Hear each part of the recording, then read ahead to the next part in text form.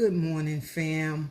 I'm just showing you guys my little haul, my little cups that I'm obsessed with from Amazon. They have the sippy spout and they rounded. They're so good in the hand. They feel, and these cups are strong. I forgot who they're by, but you can look on. They're like 20. I got 50 cups for $21, $22. They're right on Amazon. They're called the rounded bottoms, I think. And I like the sippy part. I don't really care too much for the straw. I'd rather drink it from the spout than drink from the straw. But anyway, I'm coming to you today just to show you my little new cup that I love, my fave for the month so far, and my new fave coffee for the month. This is Trader Joe's. I love it. Am obsessed with it. It's like more like summertime. I love iced coffee. Wintertime, I love a hot cup of Joe. So I'm just coming to y'all to show y'all how my little cup works. I'm gonna put that back there and pour like maybe a half a cup. And then what I use, this is more realistic than the other milks. Chobani is also more realistic, but we don't have any today. So we're using the pumpkin spice by Silk. And we're just going to, from the bottom up, bring it up from the bottom, just to show the beauty of the milk going in the ice.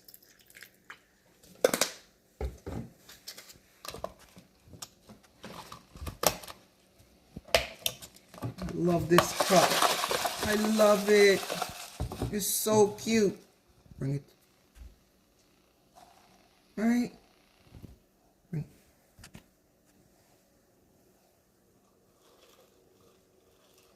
I love a good iced coffee. This is so good. Talk to you later. Peace. Good morning, fam. On my way to the post office. Just trying to show y'all my little fit. I don't really show my fits much, but I'm a dresser. I really am a dresser. I just don't show my fits much. So I'm going to try to start vlogging my little fits for the day if I go out. If not, if you don't see it, then that means I've been in the house in my pajamas. Peace. I hope everyone's having a good day. Peace.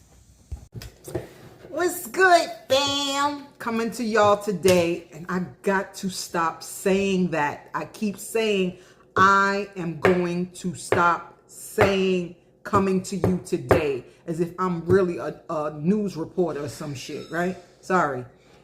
Hey, fam. I'm Jerry. This is Jerry's World. Excuse me. I hope all is well with everyone. I hope everyone is safe. I hope everyone is doing and being very productive. You know, I woke up this morning and was like, it's been 24 years since 9/11. 24. I think at that time, my daughter was like 8 years old and my son was 3. So my son must have been in daycare and my daughter was in elementary school. And on this day, at that time, I worked nights. My husband worked nights. Well, actually, I worked a midnight shift. My husband worked nights. He worked 3 to 11 and I worked 12 to 7, 12 to 8, 11 to 7, something like that. And we both worked for Long Island College Hospital in Brooklyn. So the morning I came home from work, what I usually do, my usual routine is I come home from work if I'm not working overtime. My father-in-law used to watch our kids at night. So he would get, I would lay out my kids' clothes. They would be ready. Their cereal or with the breakfast or whatever. Everything was always laid out for my kids. This was, my father-in-law was watching them at night while my husband and I worked. But anyway, this morning I came home from work, and as I'm walking to the train station from work, I'm on my way home, I'm looking up at the sky and I'm like, oh my God, it's such a beautiful day. Like, this day was so unbelievably beautiful. Like, the clouds was perfect. The air, the weather was perfect. And I'm just like, wow, I think I'm going to use this day. I'm going to go have me some lunch after I drop the kids off from school to school. I'm going to go treat myself to lunch, and then I'm going to go to Century 21 department store, which was in Lower Manhattan, where the World Trade was. So I had the last person who went to school I dropped off was my son. We go walk. We take my daughter to school first, and then we come around the corner and walk back and take my son to school. So I said, you know what? I'm not going to drop them off and go straight ahead.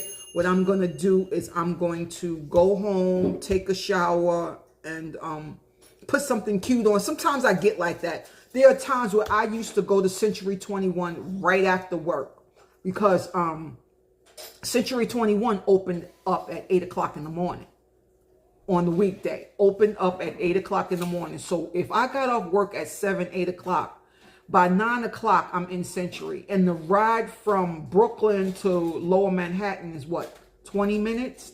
20, if that, 20 minutes. So I lived in Century 21. But this morning, I had changed my mind after dropping my son off from school. I'm like, I'm not going to get on the train because I really didn't like what I had on. I worked in a lab, so I still had my hospital clothes on. So I was like, you know what? Let me just go home, take a shower, put something fresh on. Because by the time I get back, I'm going to have to pick the kids up from school. So I don't want to have the same stuff on, right? So I get home. I don't know if I got on the phone with my best friend. We was talking. And then I just got lazy. I was like, you know what? I ain't going nowhere. Because the conversation was long. It was juicy. And I wasn't ready to let it go. So, you know, we talked that morning. We were talking for a couple hours that morning. And she was at work. I think she worked on 5th Avenue at the time, if I'm not mistaken. So, you know, we were gossiping and talking. And I had got off the phone with her. And I had said, you know what, I'm not going nowhere. Let me just make me some breakfast and maybe go take a nap before the kids come home from school. So that's what I eventually did. I started breakfast. I had made breakfast for me and the mister. And I'm in the kitchen and the phone is, our home phone is ringing. So I go to the phone and my sister-in-law says, Drina, she used to call me Drina. Drina, turn on the news. So I turn on the news and it shows one plane already hit the building.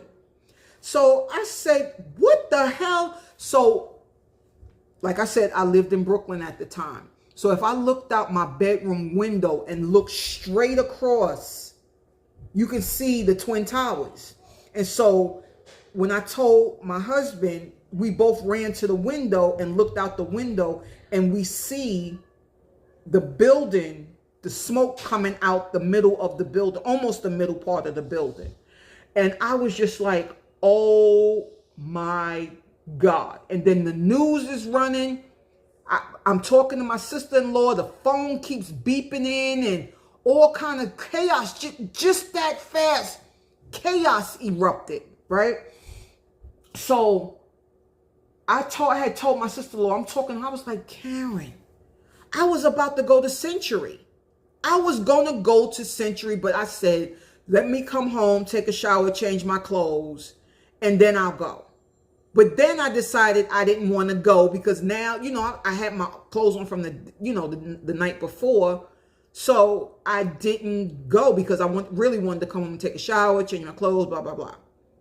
So she was like, oh my God, Drina, are you fucking serious? And I was like, I am so serious. Like, I would have been on that plane. By that time, they would have shut everything down. So I'm thinking I probably I would have been stuck on the train, in the train tracks, on my way to Century 21. Go to find out a couple of people that I knew, rest in peace. I'm not going to say any names or anything, but excuse me, a couple of people that I knew was really going through it. So like I said earlier, my best friend, she worked on Fifth Avenue. So she and I talked. I told her what was going on, this and that. She was like, I got to get home. I got to get home to my daughter. Like, because, you know, at the time her daughter and mother is on Staten Island, right? So she was like, I got to get home to my daughter. So everybody left work. Everybody had to walk. She literally walked to the South Ferry to go home. So I remember her calling me, and she was like, you know, gee, it's bad out here. There's white stuff floating all over the place. The building, now by this time, the buildings had fallen, and they kind of like redirecting everybody through Staten Island. But she was already down there by the South Ferry, and it was debris and everything. I guess from the way she was walking, the area she was walking, she got caught up in all of that debris and stuff. So by the time she got to the ferry, they were literally busing people to Staten Island. So I guess they had all of the New York City buses on one side of Manhattan who was going to Staten Island from work. You know, that night, like when it became nighttime and you look straight across, it was deserted. All you can see is the lights the workers were using. You could literally see the lights from Brooklyn. You can tell that there were people down there maneuvering, because lights was moving all around, and you know, and I'm just like, oh my God, I was so afraid, literally afraid. I didn't go to work. I don't think I went to work for like a week. I took a week off for vacation, because I just didn't want to go. I didn't want my kids going to school. I was glued to the news. I rarely slept because I needed to know what was going on with this world. I was afraid. Do I take my kids to school? And they were saying, you know, we should continue to move forward with our lives. Bring your kids to school. You know, if you're down in the lower Manhattan area, no, it's not a good look. But any other borough, the other boroughs weren't affected. The only borough that was affected was Manhattan, and that was lower Manhattan. So, you know, still, I did allow my kids to go to school, but I stayed home and I was depressed. On the phone with my best friend, because she couldn't go to school. Couldn't go to work because things was closed down over there in that area as well. That was a sight. That was a sight. And I hadn't gone to lower Manhattan for about 3-4 years after that. Like, all my favorite stores down there, my little boutiques and stuff that I used to go to, closed. Everything closed. All my favorite little restaurants I used to go to down there, closed. Everything was just, it was a deserted area. It was a catastrophe. Literally. A lot of buildings damaged, windows broken, doors flown off, cars smashed. It was a sight.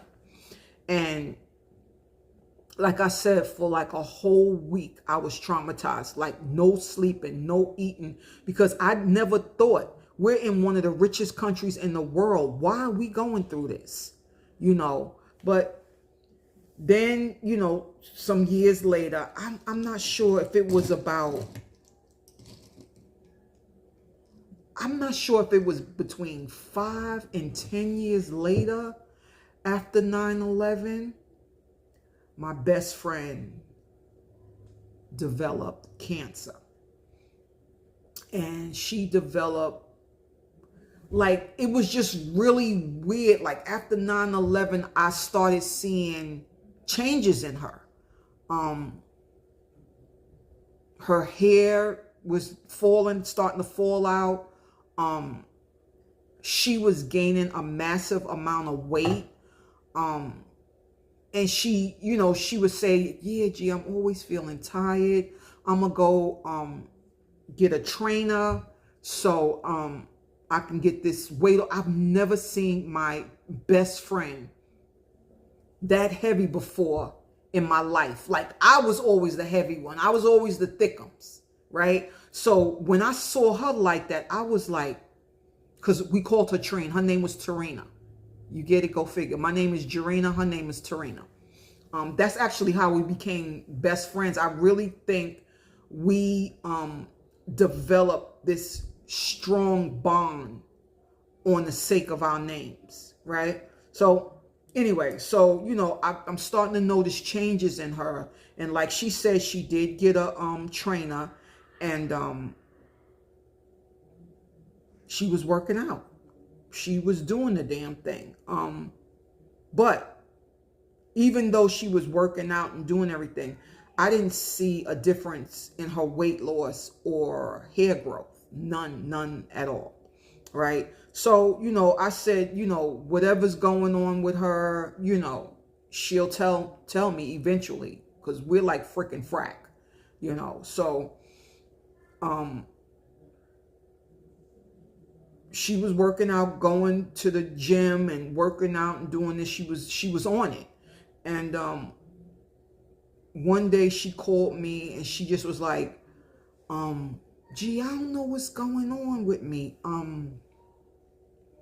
I have this pain in, I don't know if she said the back of her leg, because she said she had an instructor to teach her, I don't know if she was doing Taekwondo or kickboxing. It was something she was doing. And she said when he was showing her, he had kicked her in the leg. And she said, ever since he kicked her in her leg, that one leg has been in pain. So I'm like, girl, you better go to the ER and let them figure out what the hell is going on with you, right? So she goes to the ER and she comes back home and she calls me. She's like, gee, they said they don't see anything. So I said to her, I'm at that time I was still in the hospital field, so I know certain things. I worked in the lab and I know the medical terminology for certain things. So, I said to her, maybe you need to get a scan on your leg. Don't let them give you x-rays, because x-rays it's nothing. X-rays don't show nothing unless something is broken.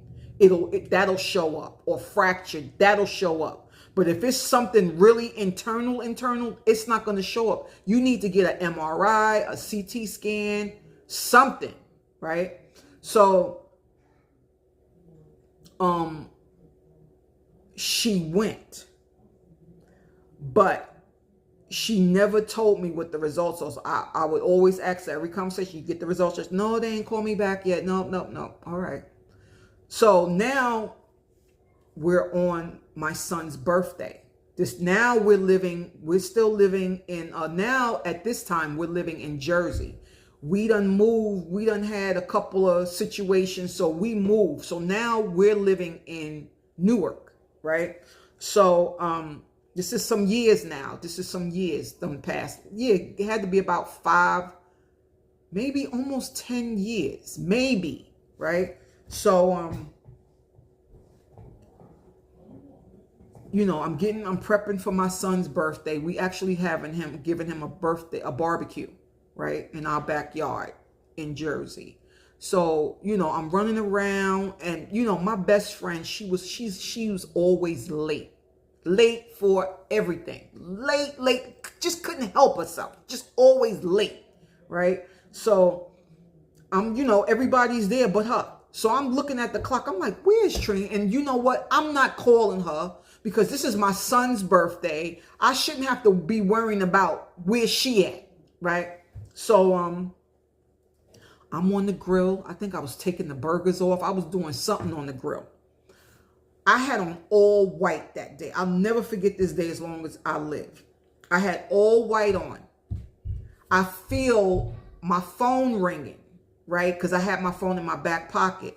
So my husband comes behind me. He was like, your phone lighting up. I see it through your pants. Your phone light. So I went in the house and I answered the phone. So he comes in behind me because I think he was bringing something in. So he's like right behind me. So I pick up the phone. I see it's my friend. I'm like, where are you? Like that. You know, this is how we talk to each other. I'm like, where are you? Where are you? So she's like, G. I said, and we always played tricks on each other. Always played tricks on each other, right? So she calls me and she's like, G. I said, Trin, I don't want to hear the bullshit. Your ass was supposed to be here. What's the problem? I'm in the hospital. I said, Trin, stop playing.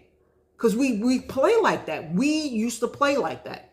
So she's like, no, G, I'm dead ass serious. I'm in the hospital. I said, well, what happened? So she's like, my leg broke in two.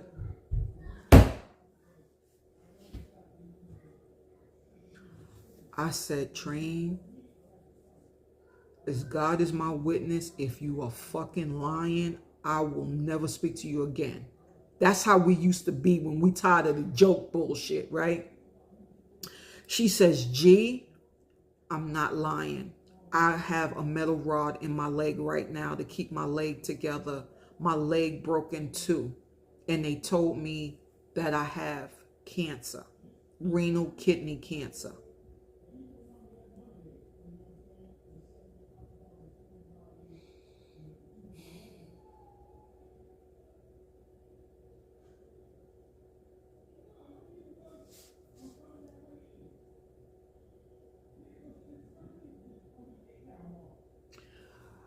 The only thing...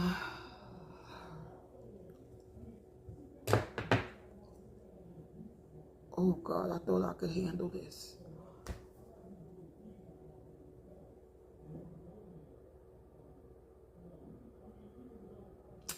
So she asked me, she said, G, I don't want you to be sad.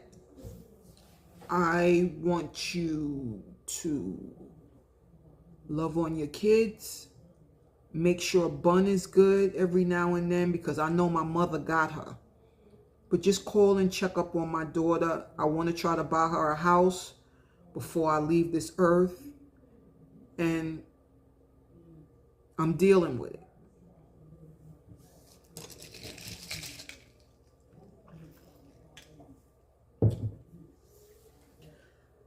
I said, Train, I'll do whatever it is you need me to do. Just continue to be my friend, is what she said. And just be by my side when I need you.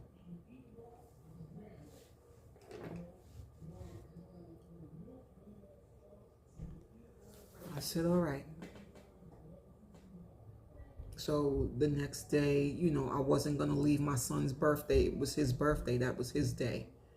The next day, we got up and we drove down to, she was in Mount Sinai Hospital in Manhattan. And I just couldn't believe that was my friend because, oh God. Because we had planned to grow old together. We had planned, we used to make joke every now and then after our conversations when we get ready to hang up. Yeah, we still got that date for to Atlantic City without, you know, we wanted to go to Atlantic City to wear those little, remember those old school, what you call it, those swishy, I call them swishy sweatsuits. Those nylon sweatsuits that make all that noise when you walk. So our dream was to go to Atlantic City once a month with our little sweatsuits on and gamble. So, and walk on the boardwalk and curse each other out every now and then. That was just our little thing, And I miss her because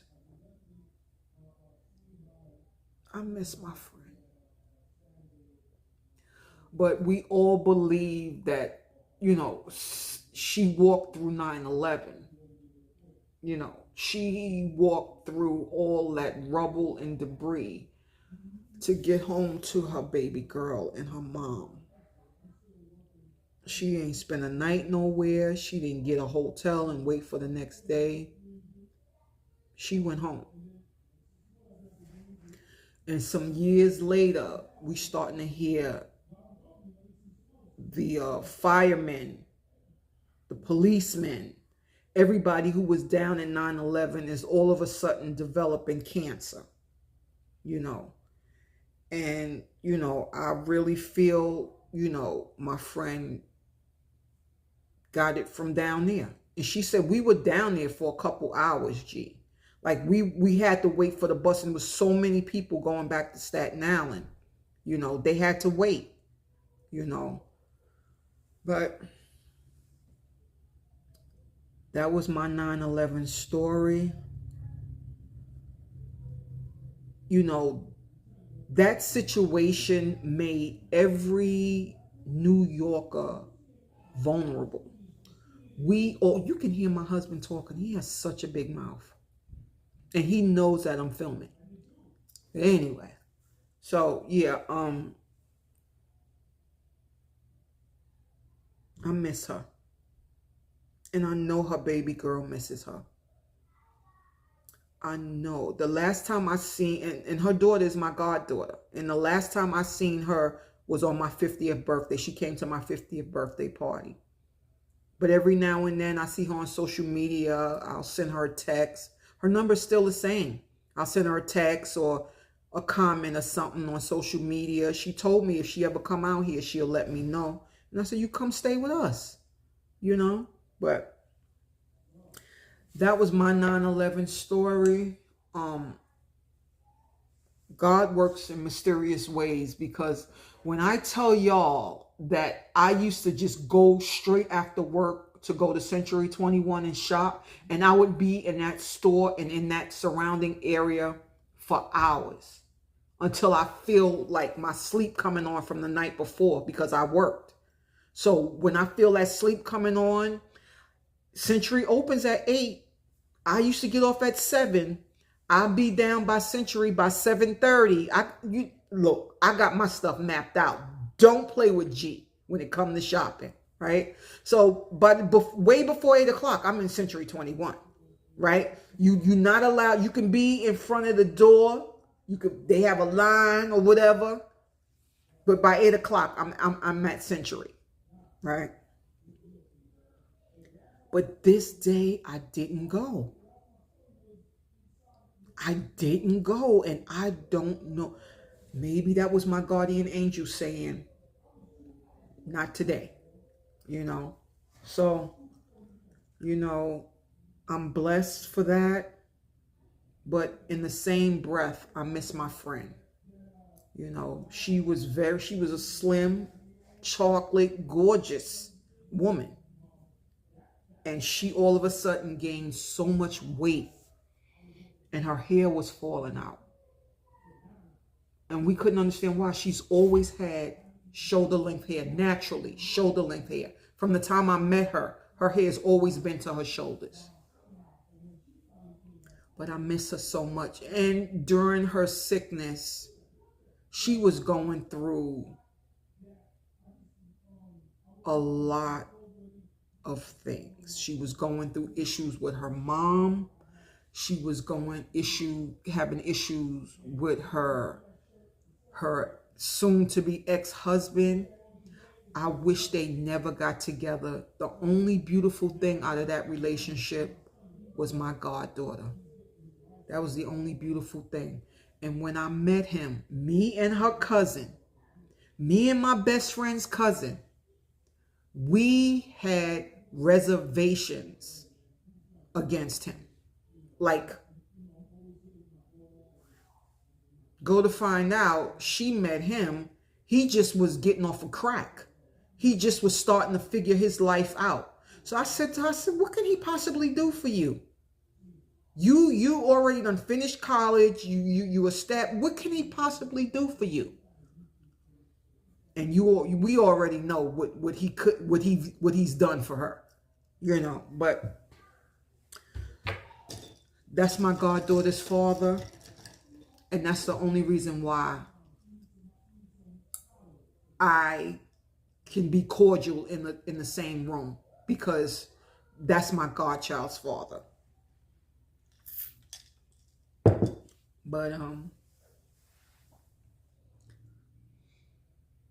they say we as Americans, we tend to keep talking about old stuff, things that's happened 20 years, 30 years. Hell, we still talking about things that happened 100 years ago. That's what we do. That's our way of coping. And I had to think about that. And it does make sense. But sometimes that's a way of coping. You know, dealing with, and I promise you, at that time, everybody was so nice and respectful to one another. That was a good and bad time. Everybody looked out for each other. Everybody made sure everybody was good. It was just a different world, you know. But, you know, I miss her. I miss her.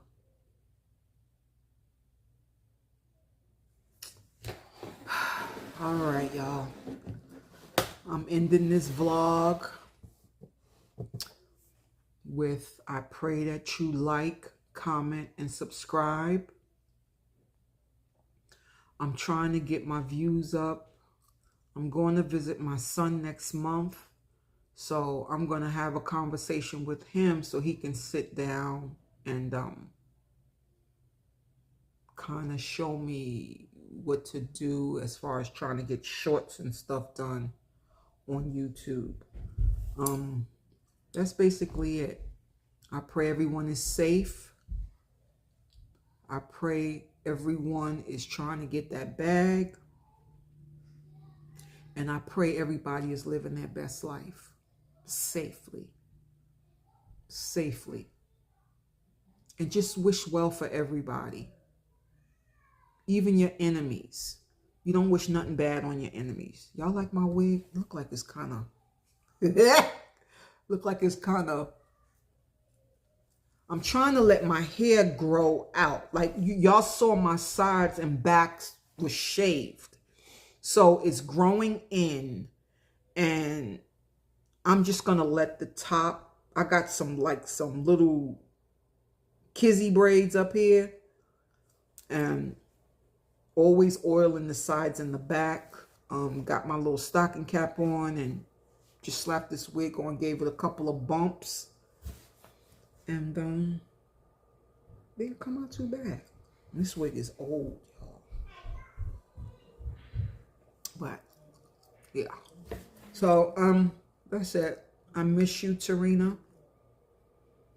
I miss you, little Tarina. Thank you, God, for my family. And I wish and pray for everyone else's family. Healthy, wealthy. Health is wealth. Period. Health is wealth. And if I ain't got a dime in my pocket, if I got my health, I'm the richest bitch in the world. I feel like I'm the richest bitch in the world. So, to God be the glory. All praise. Blessings, fam. Blessings. Peace.